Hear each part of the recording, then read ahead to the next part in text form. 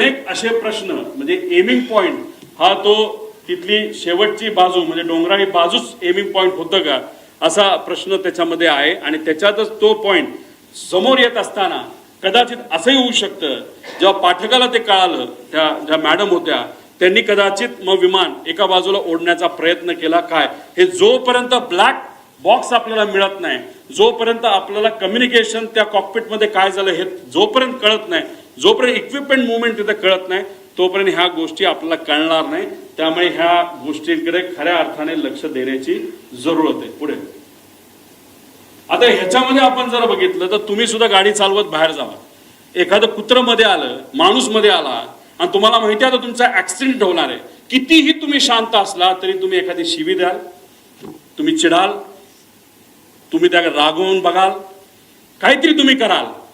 आता याच्यामध्ये आपल्यासारखं म्हणजे सामान्य लोकांसारखं कुणी रिॲक्ट केलं जेव्हा 8:43:55 फील्ड इन साईड जेव्हा पाठक मॅडम त्या ठिकाणी बोलल्या तेव्हा तिथं 8:44:13 म्हणजे जेव्हा ते टील झालं तेव्हा मॅडम म्हणाल्या होत्या ओ शेट हे त्यांचं रिॲक्शन आहे हे त्या मॅडमचं रिॲक्शन आहे को पायलटचं रिॲक्शन आहे. पण या पुऱ्या 5 मिनिटांमध्ये जेव्हा तो पीटीटी दाबला गेला होता त्या पीटीटी जेव्हा दाबलं जातं तेव्हा फक्त को पायलटचा आवाज येत नसतो पायलटचाही आवाज येत असतो. पायलट जर गाणं गात असेल काय सुंदर सिनरी आहे काय झाडं आहेत काय झुडपं आहेत असं पायलट बोलला तरी त्या पीटीटी मध्ये तो आवाज रेकॉर्ड होतो. आम्हाला जे कळलंय त्या मेन पायलटचा आवाज कुठेही तिथं येत नव्हता. मग पायलट झोपला होता का डोज ऑफ झाला होता का वेगळंच काहीतरी झालं होतं का मुद्दामून त्याच्या मनामध्ये एक निश्चय त्याचा होता की आता आपल्याला हे विमान काही झालं तरी जमिनीवर त्या ठिकाणी घेऊन जायचं आणि ऍक्सिडेंटच घडवायचा असे अनेक प्रश्न निर्माण होतात. त्यामुळे ब्लॅक बॉक्स मधून माहिती आणणं हे महत्वाचं आहे. ही नॅचरल रिॲक्शन होती ओ शेट तिथं मेडे बोलावं लागतं पण मेडे बोलण्याची सुद्धा मानसिकता त्या मॅडमची नव्हती का कारण का त्यांना या गोष्टीचं कदाचित काहीच माहित नव्हतं. जेव्हा विमान हाताबाहेर गेलं नाहीतर तिथं एक सर्किट ब्रेकर नावाचा एक बटन असतं ते जर बटन बंद केलं तर विमानाच्या सगळ्या गोष्टी बंद होतात आणि विमान ज्या पद्धतीने एखादी बाटली आपण असं फेकू त्या पद्धतीने ते तिथं पडतं जे तिथं पडताना आपण सगळ्यांनी बघितलेलं आहे. आणि त्यानंतर 11 सेकंद नाही तर 8 सेकंद नंतर हे क्रॅश झालेलं आहे म्हणजे 8 सेकंदाचा त्याच्यामध्ये गॅप आहे.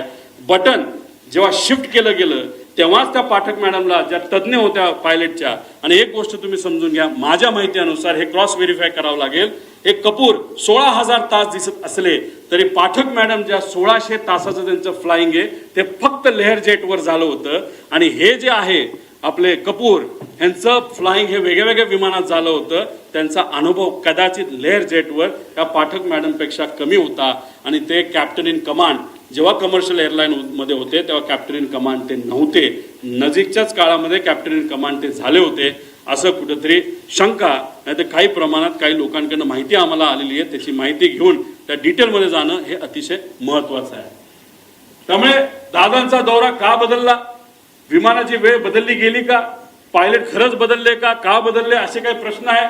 मग त्यानंतर केंद्रीय विमान मंत्रालयाचा अहवाल आलाय का एटीसी ट्रान्सक्रिप्ट आणि या अहवालामध्ये का त्याच्यामध्ये डिस्परन्सी आली का त्याच्यामध्ये फरक आलेला आहे मधील वेळेची विसंगती का आली पायलट रडारचा 1 मिनिट आधीच ते जो ट्रान्सपॉन्डर आहे तो का बंद झाला का बंद केला गेला व्हिजिबिलिटी कमी असताना सुद्धा टेक ऑफ का झालं जर टेक ऑफ पुण्याचं एअरपोर्ट बॅकअप पकडून केलं असेल तर लँड करण्याचा प्रयत्न का तिथं झाला असा आमचा प्रश्न आहे.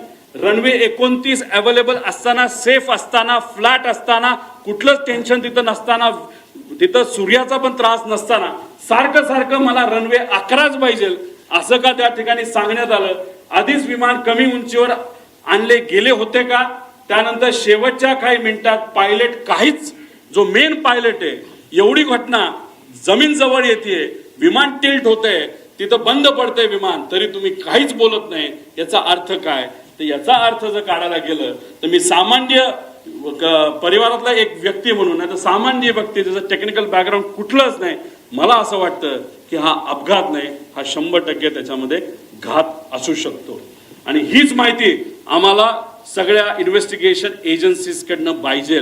पण मग इन्व्हेस्टिगेशन एजन्सी सरकारी एजन्सी हे योग्य पद्धतीने काम करू शकतं का करू शकतं पण लोकांच्या मनामध्ये शंका आहे काही दिवसांपूर्वी माजी अधिकारी ज्यांनी अजितदादांवरच टीका केली होती त्या अधिकाऱ्यांनी सुद्धा सांगितलं की ठीक आहे, दादांचं माझं एवढं चांगलं नव्हतं, पण मग एन्क्वायरी करत असताना जर सरकारीच एजन्सी करणार असेल तर त्यांना जसं पाहिजे तसंच ते एन्क्वायरी करू शकतात. म्हणून आमचं परिवाराचं आणि कार्यकर्ता म्हणून आणि दादा हे आमचे नेते म्हणून आम्हाला ज्या काही शंका आहेत त्या शंका या एक्सटर्नल एजन्सीकडनं त्या ठिकाणी घेणं अतिशय महत्वाचं आहे. ज्या नावं मी पुढे जाऊन तिथं आपल्याला सांग, BEA bureau of enquiry and analysis for civil aviation France ही एक चांगली कंपनी आहे. त्यानंतर AAIB UK ही दुसरी एक चांगली कंपनी आहे. नॅशनल ट्रान्सपोर्टेशन सेफ्टी बोर्ड, कारण का ही कंपनी बंबार्डियर ही कॅनेडियन कंपनी आहे, पण हे विमान मॅन्युफॅक्चर अमेरिकेत झालंय. अमेरिका जे कुठलं विमान मॅन्युफॅक्चर होतं त्याचं इन्व्हेस्टिगेशन ही एजन्सी अमेरिकेची तिथं करते. तर या तिघीपैकी ज्या कुठल्या चांगली आहे नाही तर त्यातल्या 2 एजन्सीकडे हे काम तिथं देण्यात आलं. सरकार करायचं करू द्या, आमचा त्यांच्यावर काही विश्वास नाही असं नाही, पण त्यांनाही करू, पण ही बॅकअप अशा एजन्सी त्याच्यामध्ये असणं आमच्या सर्वांसाठी अतिशय महत्वाचं आहे असं माझं मत आहे. एक स्लाइड आधी. आता ह्याच्यामध्ये आपण जर बघितलं तर फॉरेन्सिकची जी टीम आहे ती टीम दुर्दैवाने उशिरा आली. ती का उशिरा आली? त्यांनी खरंच आतापर्यंत काय केलं? CIDला काम दिलंय चांगली गोष्ट आहे. आपण CIDला एअरपोर्टवर जाण्याची परवानगी आहे का? मी काय लोकांशी त्यांच्याशी बोललो, म्हणलं आतापर्यंत काय झालं? ते म्हणले आतापर्यंत आम्ही CCTVचे फुटेज घेतले. म्हणलं कुठले घेतले? ते म्हणले आम्ही एअरपोर्टचे घेतले. म्हणलं बाकीचं नाही. मग आम्ही एका अधिकाऱ्याशी चर्चा केली, अरे बाबा तुम्ही एवढा वेळ जर लावणार असाल, ह्याच्यामध्ये जर वेळ घालवणार असाल तर ते जी कंपनी आहे ते सगळे पेपर मॅन्युपुलेट करू शकते, सगळा एव्हिडन्स मॅन्युपुलेट केला जाऊ शकतो. थोडे दिवस थांबू, लोक विसरून जातील. लोक विसरणार नाहीत. आम्हाला ही माहिती पाहिजे म्हणजे पाहिजे. त्यामुळे CID विश्वास नाही असं नाही, पण त्यांना पूर्ण अथॉरिटी नसणार आहे. कारण विमानतळावर गेल्यानंतर पोलिसाला खाकी वर्दीच्या व्यक्तीला आज जाण्याची परवानगी तिथं नसते. तिथं CISF असेल नाहीतर केंद्रीय जे काही एजन्सीज असतील त्याच तिथं जातात. नाहीतर इन्व्हेस्टिगेशन करायचं असेल तर CID करू शकत नाही. करू शकतं, कपॅसिटी आहे, पण ते कुठलं तर क्रिमिनल म्हणजे कुठं खून झाला कुठं काय झालं. पण हा विषय हा एअरपोर्ट अथॉरिटीच्या रिलेटेड आहे. त्यामुळे अशीच एजन्सी द्यावी लागेल जी अनुभवी आहे. एक आपली इंडियाची घ्या आणि बाहेरच्या 2 घ्या, अशी आमच्या सगळ्यांची त्याच्यामध्ये मागणी आहे. पुढं पुढं हे सगळे विषय आहेत. आणि एक महत्वाचा विषय तुम्हाला सांगतो की जेव्हा केव्हा तुम्ही पूर्वीचे दादांचे व्हिडिओज तिथे बघितले असतील, त्या व्हिडिओज मध्ये दादा प्लास्टिकची बॉटल घेऊन तिथं काही गोष्टी करताना बघितलं असेल. पाणी पिताना प्लास्टिकच्या बॉटलमध्ये पाणी पिताना तुम्ही बघितलं असेल. आणि मग पण नजीकच्या काळामध्ये म्हणजे हे जे काय आहे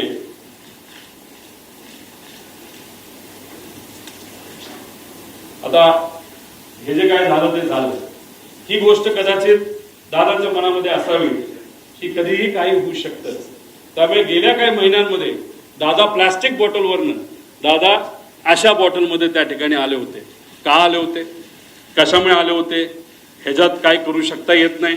म्हणून तुमच्या नजीकच्या काळामध्ये काही महिन्यातले जर तुम्ही त्यांचे व्हिडिओज बघितले, मागे सिक्युरिटीचा अधिकारी असतो उभा, तो सुद्धा त्यांचा विश्वासू, त्याच्या हातामध्ये काचेची बाटली असते आणि ती काचेची बाटली अशीच नसते, ती बऱ्याच वेळा चेक केलं जातं आणि त्यानंतर त्यांच्या हातामध्ये ती बाटली असायची. मग दादा प्लॅस्टिक बाटलीवरनं दादा या बाटलीवर का आले असाही प्रश्न पडतो. जेव्हा माझ्या एका मित्राली हेलिकॉप्टर घेतलं होतं, मी दादांना सांगत होतो दादा माझ्या मित्राला एक हेलिकॉप्टर घेतलंय. म्हणलं चांगला आहे, तो तुझा विश्वासू आहे का? म्हणलं हो आहे. मग त्याचंच हेलिकॉप्टर तू वापर, बाहेरून तू घेऊ नको. आम्ही आत्ताच्या काळामध्ये बरंच काही वेगळं ऐकलेलं आहे. आता ह्याच्यातून ते मला काय सांगण्याचा प्रयत्न करत होते मला तर ते काय माहीत नाही. दादानी त्यांच्या काही जवळच्या लोकांना ज्यांची आर्थिक परिस्थिती बरी आहे, चांगला व्यवसाय आहे, त्यांना सांगितलं होतं की पुढच्या काही महिन्यांमध्ये तुम्हाला विमान घ्यावं लागेल आणि ते विमान तू घे म्हणजे मला ते वापरता येईल. हे का ते काय बोलत होते कसं काय, शेवटी आत्ता दादांबरोबर झालेले काय सगळे संभाषण हे तिथं माझ्या ध्यानामध्ये त्या ठिकाणी एका टेपसारखे तिथं पळत आहेत, जात आहेत. त्यामुळे काचेच्या बाटलीपासून पार विमान स्वतःचं त्या ठिकाणी असावं, या सगळ्या गोष्टी त्यांच्या मनामध्ये का होत्या हे आज तरी आपल्या सगळ्यांना त्या ठिकाणी विचारता येणार नाही. फक्त एवढंच आहे, माझा काका, आमचे नेते, आमचे दादा आज आमच्या सर्वांच्या मध्ये नाही आहेत. पण ते का नाहीत, कशामुळे झालं, कुणी केलं, जर केलं असेल तर कसं घडलं, का केलं गेलं याची माहिती मला नाही तर अख्ख्या महाराष्ट्राला त्या ठिकाणी माहिती पाहिजे. कारण का आम्ही आमच्या दादाला, आमच्या काकाला आम्ही मिस करतो. आणि नक्कीच मी एक तुम्हाला सांगतो, जर अशा पद्धतीने आपण जर इन्व्हेस्टिगेशन केलं तर सत्यमेव जयते, आपल्याला विजय या रिसर्चच्या बाबतीत त्या नक्कीच त्याला यश आल्याशिवाय राहणार नाही असं आमच्या सगळ्यांचं त्याच्यामध्ये मत आहे. त्यामुळे या रिलेटेड राजकीय कुठलाही प्रश्न आजच्या दिवशी तिथं घेतला जाणार नाही. राजकीय प्रश्नांबाबत आणि राजकीय विषयांबाबत 12 तारखेला कुठं आणि कशी प्रेस तिथं घेणार आहे याबद्दलची माहिती आज संध्याकाळी आपल्या सर्वांना सोशल मीडियाच्या माध्यमातून मी नक्कीच सांगेन. तुम्ही ठरवा सगळ्यांना एकसाथ बोलायचं आहे का एक एक बोलणार आहे तर मला बोल.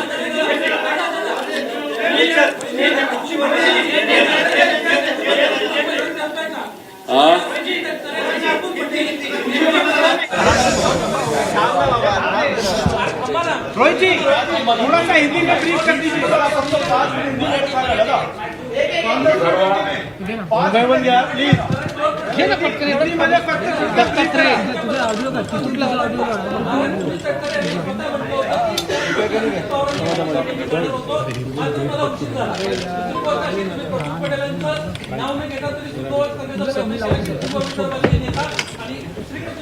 प्लीज त्यांच्याशी संबंधित एक मेंटेनन्सची कंपनी आहे. त्यामुळे प्रफुल्ल पटेल, सुनील तटकरे यांच्यावर तुमचा संशय आहे का?